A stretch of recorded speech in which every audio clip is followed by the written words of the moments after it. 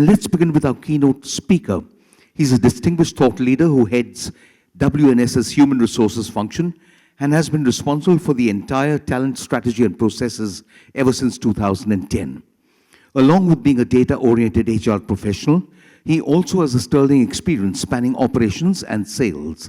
Prior to joining WNS, he was with CA Technologies, where he served as country head HR for India. He has also served as head of HR operations at Syntel, and thereafter was its global HR head. Prior to Syntel, he had a long tenure at GE spanning multiple roles such as Master Black Belt HR and Head Operations for HR, Customer Research and Operational Analytics, apart from other roles in mergers and acquisitions. He is a certified change acceleration coach and a keen practitioner of Six Sigma. He has a master's in social work from DG Vaishnav College, Chennai. Ladies and gentlemen, please put our hands together and warmly welcome our keynote speaker, Mr. R. Swaminathan, Chief People Officer, WNS.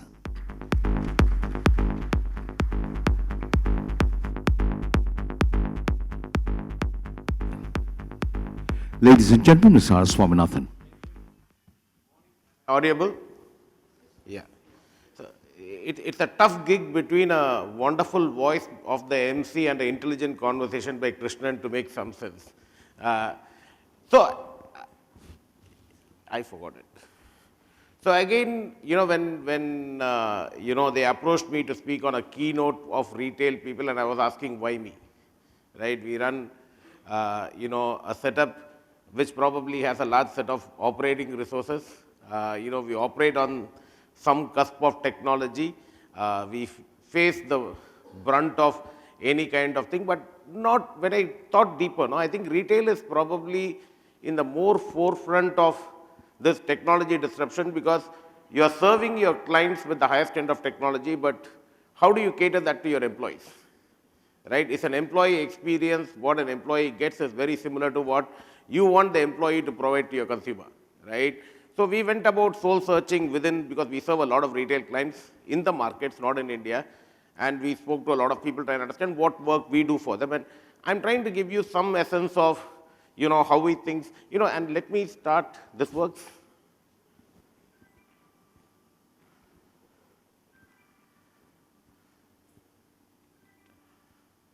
Let me start with the video, right? And this is one of the customers we serve, right? And most of you, some of you would have seen this video, some of you would not have seen, but let's spend a minute to understand, possibly this is how I want to define the landscape, what your customers want to experience, and then we'll go from there.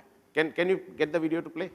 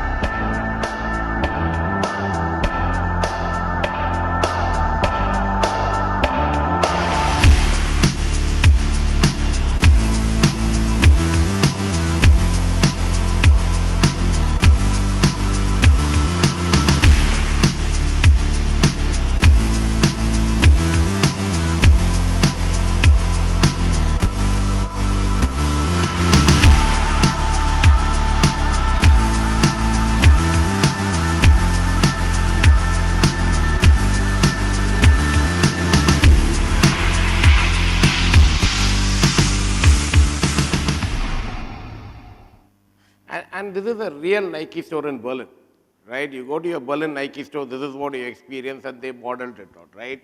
Now, how many of you know this? This is called agoras. Agoras in the Greek ancient city is the first determined retail format store that was created for human beings, right?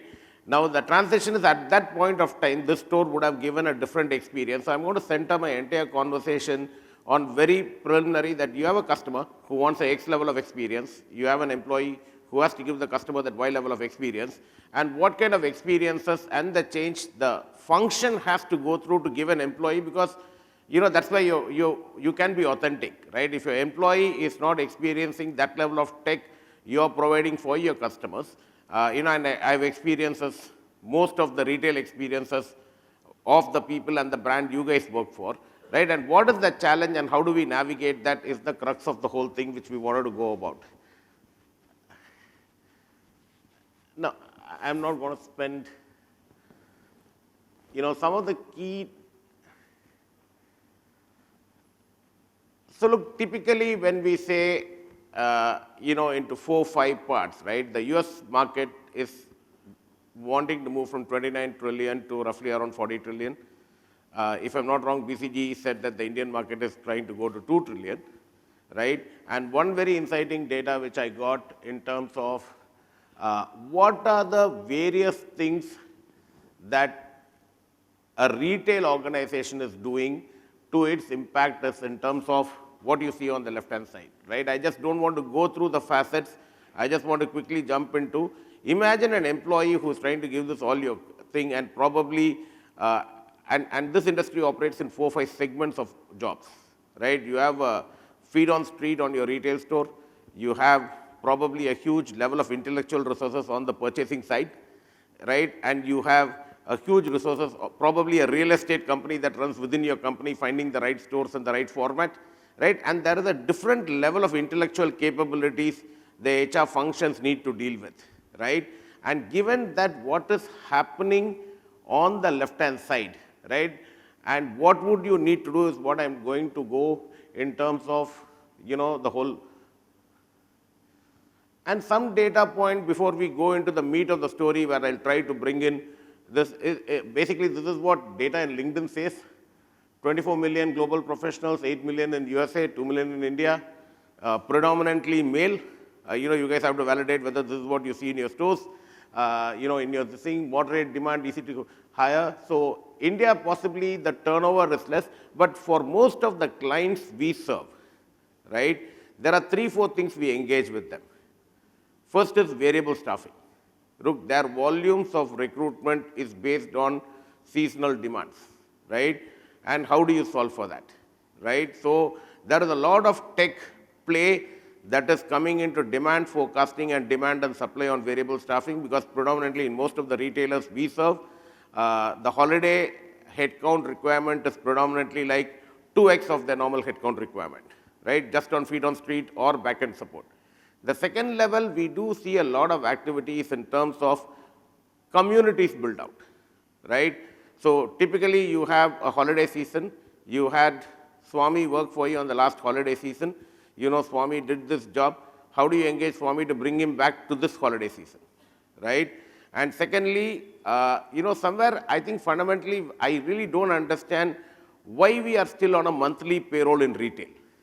Right? Worldwide retail operates on a bi-weekly model, right? Because the cash required for those resources probably is far higher, right? Far quicker, right? And there are some fundamental change in terms of policies and framework, which most of your possibly a parent organization or a contemporary organization has already come through, right?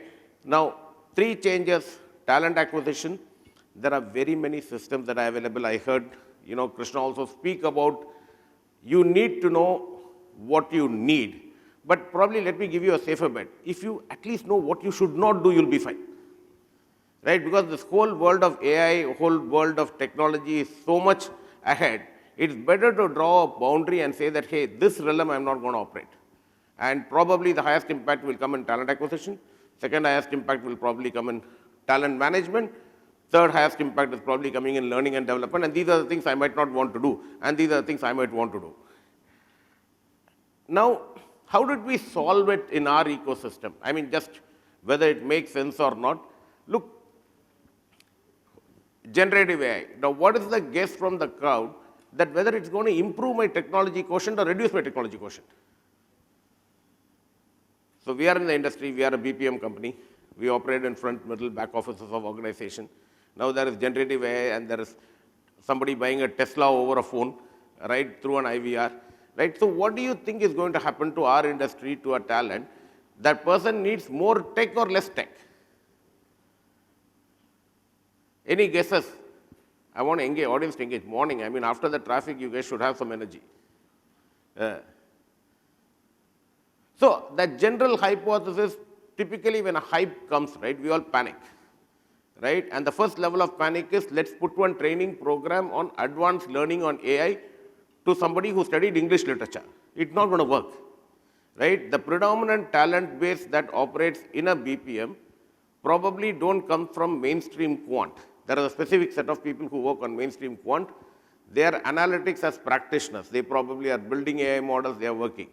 Most of my resources are people who are going to use an AI model to operate, right? So typically what we essentially do is if there is a change, right, there are three axes to us, right? And we believe for the job there are three axes to any employee.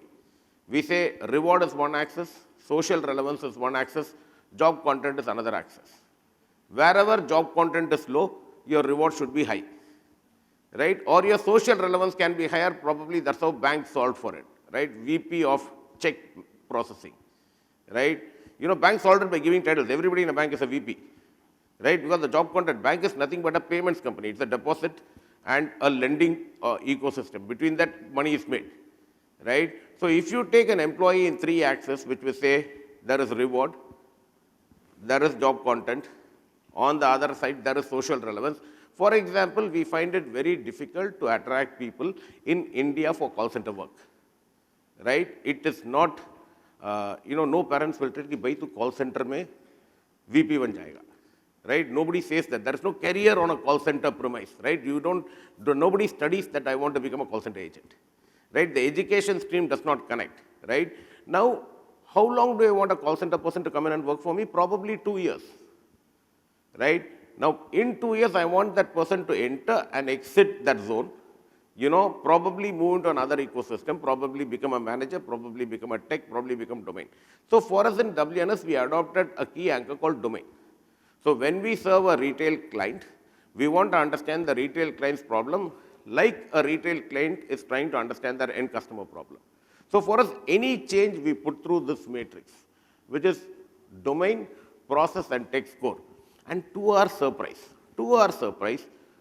when generative AI comes into play, our technology quotient is going lower. We don't need people with a lot of technology knowledge. In this newer thing, probably it's going to simplify, right? So when I read a lot of your expectations of CHROs in large retail firms globally, they are all talking about simplifying experiences. Because your customers are expecting simplified experiences, and they think any company that simplifies the customer experience will probably have 2x more market share than the company that does not simplify customer experience. So your employee experience can't be tough, right? Which is the largest used ERP application in any of your companies? In my company, it's always the leave management. No employee touches anything beyond that. The manager self-service, for a manager to do self-service, is done by an assistant to the manager who's doing assistant manager self-service, right? That's how world operates, right? Now, how are you going to take to these people and simplify their life should be one core anchor point, okay? So we follow this method, and what we do is we have understood academics probably understand changes far better than us, right? So when we go to a Cornell, when we go to an Oxford, when we go to a Kellogg, why a lot of Western institutions, there is a subtle thing that they probably see the change a bit ahead, right? Because we operate in that market, we need to understand. And technically we say, we solved it in a very simple manner. We said, Look, if you want to perform better in the job, we will give you training. Right? You are processing 100 retail invoices a day. Tomorrow we want you to process 120 retail invoices. That's for us in training, process training. We said, when HR, what do we focus? We don't focus on training. We focus on potential. Anything that has to do with enhancing potential goes to the academy. When these changes come in, like we had multiple changes that came in our life. We had RPA 4-5 years back. Then we had digital, the most abused word in technology. I always felt that the quality guys added digital to their name. Rajesh Padmanabhan will agree, and we all ended up paying them 30% more. Right? Now, then it is digital. Right? Then the next transition will come, which is generative AI. Right? And if you go into LinkedIn, the generative AI company sizes are not 10, 15,000. Most of the LLM companies are 20 to 50 people. Right? And the largest proliferation of this generative AI LLM companies, to your surprise, is very centered in Eastern Europe and Vietnam. Right? Vietnam is emerging to be the largest generative AI LLM hub in the world.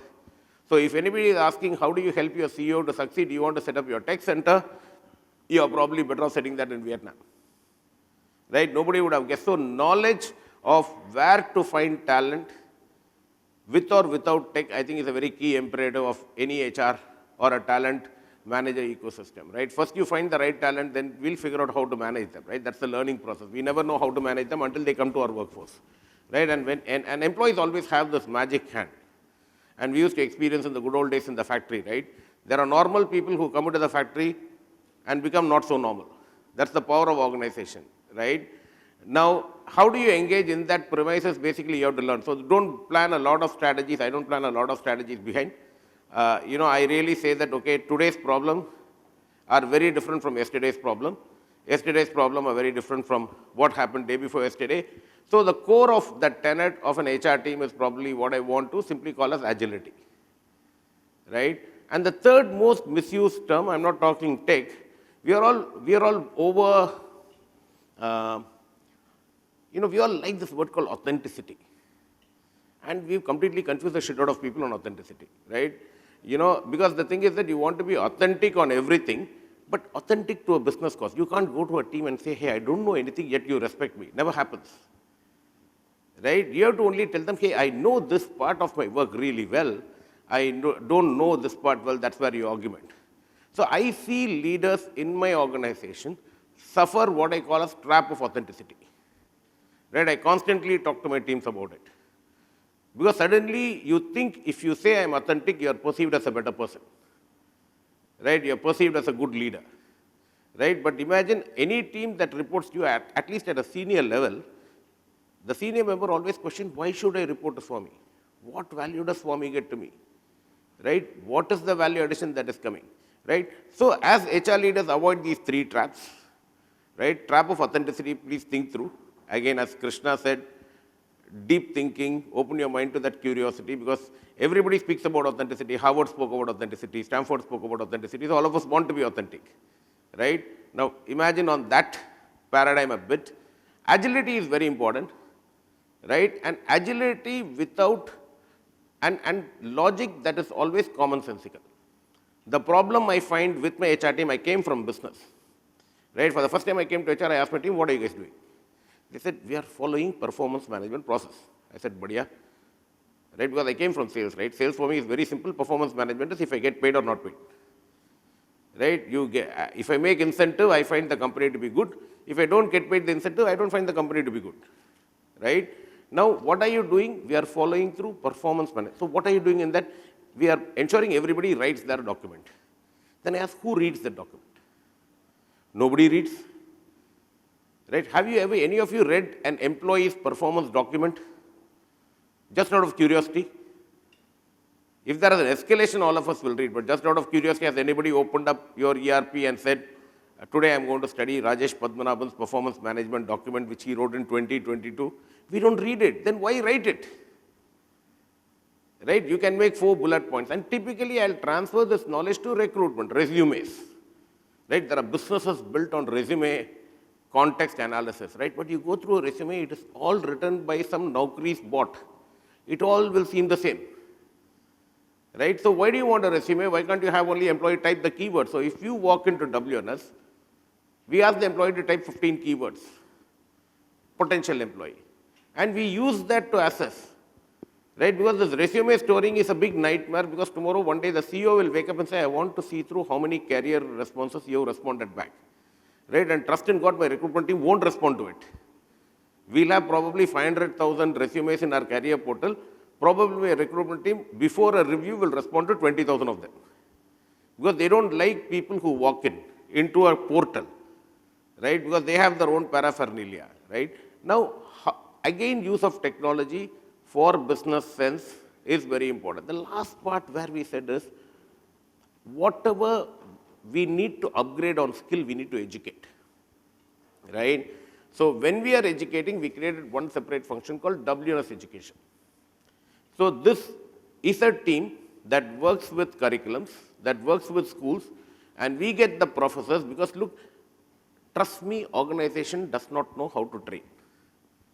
Right? We all do training like an event management. We will get people to Taj, we'll do 3 days of sojourn, and goes back. It's a training trap. Right? So this function for me creates 1,000 hours program, 2,000 hours program, 3,000 hours program. It's like, imagine you have to teach your son, algebra. Can you teach algebra in a training program? Right? You cannot teach, right? You cannot teach algebra in a training program. You have to sit with them, because education is a contact sport. And education is beautiful, right? I mean, look, I'm amazed at Indian schooling system. Great design, pathetic delivery, average consistent output. Right? Anybody can train you and get you till grade 12. Right? There is no investment. The cost of that investment, I think you'll speak about return on investment. Your benchmark should be Indian government schools that produces grade 12 children in some way or form that is coming into your workforce. Right? And what is the cost you spend on that vis-a-vis the cost you are spending? Right? The last part before we move to this thing is, I'll tell you a real life example of what's happening in our industry on this generative AI. All of you have cars or vehicles, you go bank them, you call the insurance company. Look, in the good old days, you will call, right? What we had, when you bank a car, you call a call center. That process in our world is called as first notification of loss. Look, we will staff with somebody who will take your call. Hey, ma'am, hello, I hit my car, fantastic. Okay, this thing. Then the process will go to the next person, who is probably like a claims processor. He'll say, you took this policy, for this policy, this is the limit, right? You can claim this, you cannot claim this. Then it goes to a garage, and then you do a repair, right? Then somebody will engage with you, say, your bonnet is gone, your headlight is gone, your tailgate is gone, blah, blah, blah. Then last, the input from your data goes into something called as data analytics, right? And they will input data, should I give them the policy next time? Right? What you call as no claim bonus or a high risk driver, right? In US it's more evolved than in India, but there you bang a car, your next year insurance will be more expensive than your car, right? Then you move to a policy team that creates a new policy to say that, hey, people like Swami don't give insurance, because he bangs the car like 5 times in a year, right? Now you're profiled. Now, in the earlier world, these were segmented jobs, right? So for somebody who's calling, we need hear and talk. We need somebody who can listen to you, talk back. Somebody who's going to process a claim, traditionally we used to call them see and type, right? Somebody who's going to judge, earlier we used to call them as judgment, then it became data analytics, it became data scientist, then they'll find a new term to get paid more, right? It's still the same job. Now, in this universe, tech came. Now, this entire process got intermediated with technology. And look, all these processes were managed by one character called manager. That manager was simply receiving work, distributing work, reviewing work, and reporting for one stream, right? Suddenly, in this new world order, there is a drone that came that probably did everything. There is a technology intermediation. Now, you need a guy who can talk. You need a person who can process. You need a person who can judge. This talent is not available in the market, because the market didn't produce talent that way. Now, what we do with this, we created labs. So we said a person who can speak, and trained that person in data sciences. We got the person who can type, which is data processes, and trained them in speaking. We got the person who did data sciences and trained them on both talking and processing. To our surprise, the derived outcome was our call center agents were more amenable to judgment processes than the people who were processing data. Right? Because the context of the situation was more aware with the person who was speaking on the problem. So he was able to go look at the right judgment, look at the right data. Very, very unique. This can only be derived. So what I want to pass on is there can be a generative AI today. Tomorrow, there will be AGIs. People are talking about AGI already. There will be a newer version day after tomorrow. What you need to do is to be very deliberate about the problem and apply yourself. Right? Without you applying yourself, there is probably an answer as good as what a chat GPT will give. Right? And you must understand, I don't know how many of you tried the new phone, the Samsung AI phone. It can look at this entire meeting, summarize it, give you 10 points. Right? Yesterday, one of my colleagues told me that was amazing, right? It's innovation. But don't panic. Apply yourself. Why do you need it? Why do you want a concise view of Swami's meeting? Is that a data you want even? Right? The last part I want to read, which works very well for us in learning side is a micro learning works very well than elaborate learning. Right? No data around it. The thing is just that the attention spans of the talent have become very shorter. Rather than putting 10-hour program, one-day program, a snippet of micro learning, which is probably more like a reel, will appeal to your talent more than any of us speaking. So primarily, in summary, what I want to say is there is a disruption, and your customers are your employees. And since you are asking your employees to hyper-personalize for your clients, it's very important that you hyper-personalize for your employees. Right? And I don't think you will be relevant if you can't hyper-personalize. And because you have such a volatile workforce, I presume churn on a retail store would be as good as a churn in call center. Right? It's very important for you to leverage technology to do that. And technology are available in many shapes and forms. I am very intrigued with small technology companies which are far agile, which can operate on top of your ERP, because the newest ERP is also very clunky. It doesn't solve for your needs, because in our company, the biggest problem is we house 63 job families. I have a retail loyalty management person who probably works for one of the most famous coffee chains where we are customizing individual customer preferences. On the other side, I have an order-to-cash supplier who's working for a large retail, store, primarily this thing, and then we have an e-commerce supply chain side on the other side. These are very different segments. But what we've done is we've treated them as different job families. Look, a person who works for Avon, which is a cosmetic company, helping customer choose cosmetics, is a very different profile than a person who works for Nike. Right? Is very different to a person who works for Starbucks. Is very different to a person who works for Walmart. Right? And two retail stores, Target, Walmart. Completely different culture, completely different experiences, completely different strategies, right? So headline, if you ask what are the CHROs of these large retail brands thinking, primary top of the line agenda, cost, right? How do you ensure my cost base, because the margin is always compressed in this business. Second headline, how do I move permanent staffing to variable staffing, right? So that I'm able to supply talent wherever the demand is to fuel growth, that's where you opt for growth.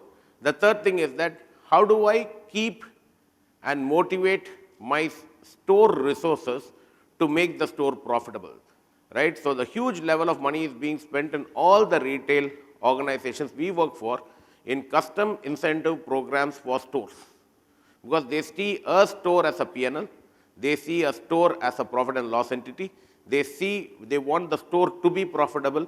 They are probably grooming a store manager, almost treating her or him like a CEO. Right? So whatever technology you want to deploy in that direction, right? And retail formats are not going to go. They're going to exist, which predominantly is the highest cost item in most of your CHROs or your business P&L. And how do you optimize for that? Space, time, and people is probably where you use technology. Take a pause, take any question. Thank you for the opportunity.